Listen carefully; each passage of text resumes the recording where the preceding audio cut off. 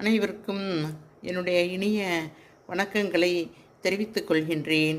இன்று நாம் இந்த பதிவில் கந்தரை பற்றிய, அதாவது முருகரை பற்றிய ஒரு பிரார்த்தனை பாடலை பார்க்க போகின்றோம்.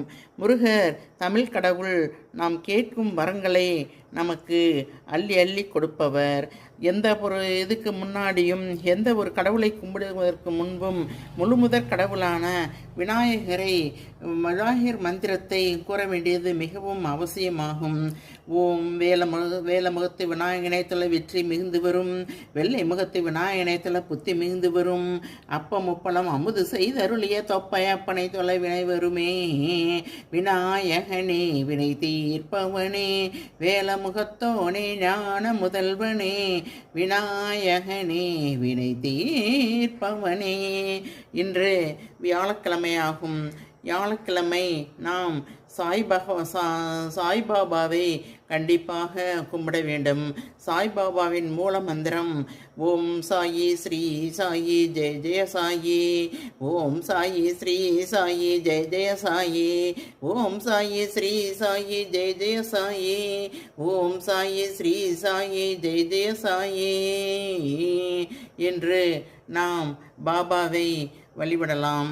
இப்பொழுது முருகரை பற்றிய அந்த பாடலை பார்ப்போம்.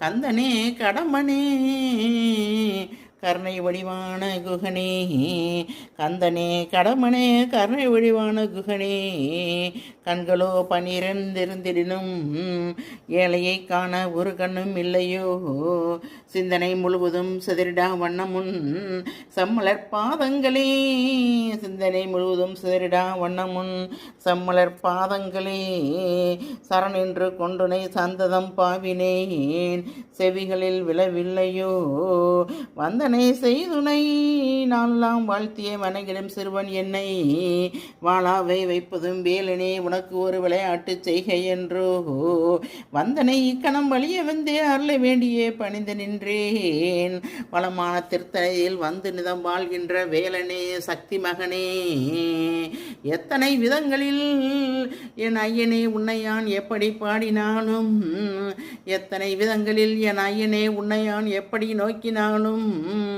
எத்தனை பேர் சொல்லி என் குறைகள் யாவுமே எடுத்து நான் கதறினாலும், ஏலாமல் இன்னுமே நீ என்னையே சோதித்து எள்ளி நகையாடுகின்றாய், உத்தமன் உன்னையே ஓர்துணை என்று நான்